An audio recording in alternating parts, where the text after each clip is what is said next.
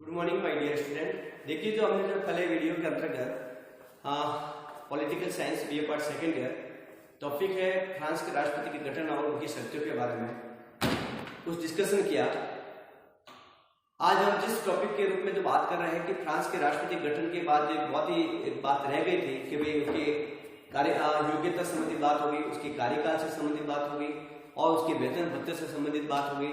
अब जो एक सबसे महत्वपूर्ण उस गठन के अंतर्गत एक टॉपिक रह गया था कि भाई फ्रांस के राष्ट्रपति के निर्वाचन के बारे में आप क्या समझते हैं या फ्रांस के राष्ट्रपति का निर्वाचन किस तरह होता है। ठीक है, तो सामान्य जो है ये इस प्रकार की व्यवस्था है कि एक प्रत्यक्ष रूप से आनुपातिक प्रणाली के रूप में एकल संक्रमणीय मत प्रणाली की इस प्रकार की व्यवस्था है और एक वयस्क मताधिकार के रूप में जिसकी उम्र 18 वर्ष हो। वैसे मैंने पहले भी कहा कि फ्रांस के राष्ट्रपति के लिए कोई भी किसी प्रकार की योग्यता नहीं चाहिए, शर्त यह है कि वह फ्रांस का नागरिक होना चाहिए।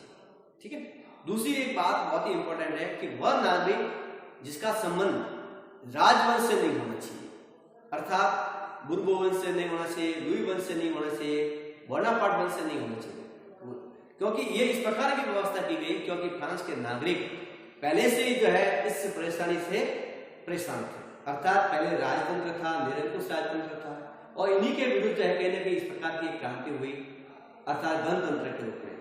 इसलिए जो है कहीं ना कहीं ऐसे लोगों को उस शासन से, उस राज्य शासन व्यवस्थाओं में जो है उनको दूर रखा गया। ठीक है, तो अब जो है बात आती है कि भाई कैसे किस प्रकार का निर्वाचन होता है। वैसे राष्ट्रपति के लिए जो है कहीं ना कहीं एक प्रकार की जो संविधान में इस प्रकार की एक समिति बनाई गई है जिसमें जो है 5 लोगों को शामिल किया गया है। 5 में से जब तक 3 सदस्यों की सहमति नहीं होती है तब तक जो है वो व्यक्ति राष्ट्रपति के लिए योग्य नहीं हो सकता। ठीक है, एक बात तो ये। दूसरा जो है वहां पर एक बहुत ही इंपॉर्टेंट बात बताई गई है कि 500 मेयरों की कहीं ना कहीं इस प्रकार की सहमति भी होनी चाहिए, हस्ताक्षर होना चाहिए, तभी वो व्यक्ति राष्ट्रपति के लिए उम्मीदवार हो सकता है। ये 2 बातें होगी। अब तीसरी बात ये है कि भाई इसके अंदर कौन शामिल हो सकता है, तो इसके अंदर ये बताया गया है कि संसद के दोनों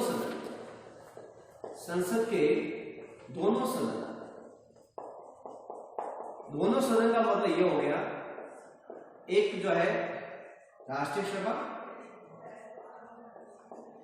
दूसरा जो है गणतंत्र परिषद।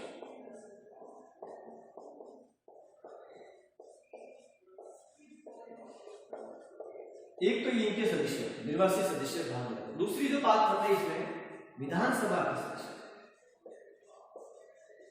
विधानसभा के निर्वाचित सदस्य,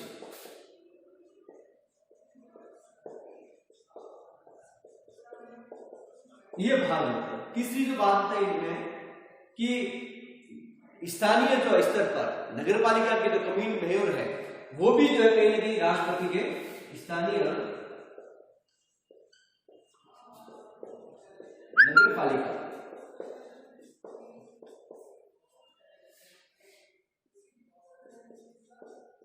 नगर परिषद या नगर निगम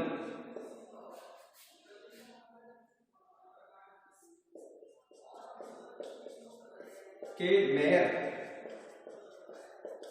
या महापौर जो है कम्यून, वो लोग जो है इसमें भाग लेते हैं।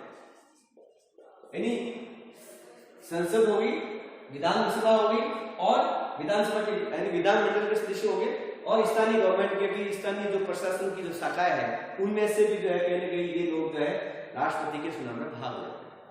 यानी ये इस तरह का, एक तो आनुपातिक प्रणाली, एकल संक्रमणीय मत प्रणाली का प्रत्यक्ष तौर पर, और जिसकी उम्र कितनी होने से 18 वर्ष का व्यक्ति जो है उस मतदान में भाग ले सकता है। ये बातें होगी। अब जो है बात ये होती है कि फ्रांस के अंदर एक बहुत ही इंपॉर्टेंट बात बताई गई है, दोहरी मत प्रणाली। दोहरी यानी दोबारा मत प्रणाली।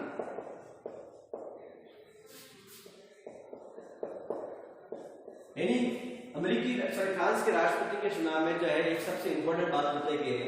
जैसे संसद के सदस्यों में भी जब तक कोई भी किसी भी पार्टी में बहुमत नहीं होगा किसी भी सदस्य को, तो उसके लिए एक नियम है। यानी फ्रांस के निर्वाचन से संबंधित जो बात आती है कि जब तक कोई भी व्यक्ति को कम से कम 50+1 प्रतिशत मतदान प्राप्त नहीं होगा तब तक जो है वो व्यक्ति विजय उम्मीदवार नहीं हो सकता। इसलिए जो शर्त क्या है, 50 + 1% होना चाहिए। हमारे यहाँ पर तो क्या है कि मान लो 10% वाला व्यक्ति का जिसको अधिक मात्रा में वोट मिले हैं, यहाँ जो है वोटों की काउंटिंग होती है, ठीक है, प्रतिशत के रूप में नहीं होती है कि जिसको अधिक मात्रा में वोट मिल गए वही व्यक्ति विजय हो गया, भले वो चाहे 5% हो या 10% हो। लेकिन यहाँ पर ऐसा सिस्टम नहीं है। जब तक जो पूर्ण रूप से 50% लोगों की भागीदारी नहीं होगी, इतने % अगर प्रतिशत मतदान नहीं होगा, तब तक वो व्यक्ति विजय नहीं हो सकता। इसलिए वहां पर दोबारा मत पड़ना है, ठीक है। तो यहाँ पर जब मैं बात कर रहा हूं कि एक पार्टी जो है जिसके राष्ट्रपति थे इमानुएल मैक्रोन, ठीक है, जो अपना आगे क्या थे, उदारवादी। एक तो है, दूसरा तो है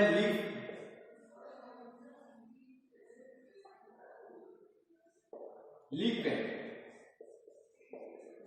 जो दक्षिणपंथी पार्टी के रूप। वैसे फ्रांस के अंदर बहुदलीय व्यवस्था है, ठीक है, यानी दलीय व्यवस्था के रूप में वहां पर कैसी है, बहुदलीय है, यानी बहुत सारे दल है। उसमें मोटे तौर पर जो है उदारवादी और दक्षिणवादी। यहाँ पर ये यानी दोहरी प्रणाली में दो तृतीय शरण, प्रथम शरण के रूप में सुना, दूसरा जो है द्वितीय शरण।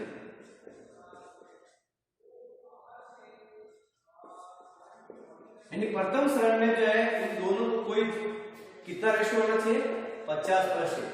इतने प्रतिशत मतदान प्राप्त नहीं हुआ, यानी एक को मिला है 29 और दूसरे को मिला है 21%, 29% और 21%।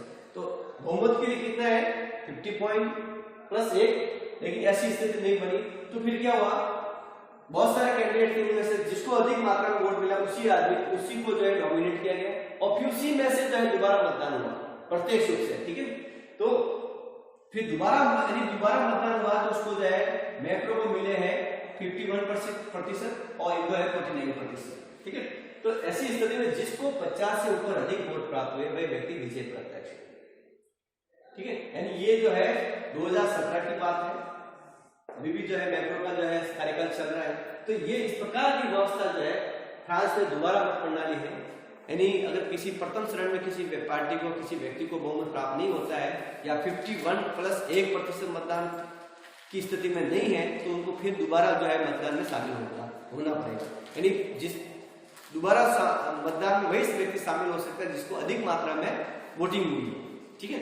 ऐसा नहीं कि कम से कम अधिक से अधिक व्यक्तियों की जो जिसको प्रतिशत प्राप्त हुआ है, वोट प्राप्त हुआ है, उन्हीं व्यक्तियों को जो है फिर से दोबारा मतदान में उसको भाग लेने के लिए उसकी जो है कार्यकारी लिस्ट बनाई जाती है, ठीक है। तो ये इस प्रकार की जो व्यवस्था है एक फ्रांस के राष्ट्रपति के निर्वाचन से संबंधित, ये जो है कई बार आपके एग्जाम के अंदर आता है।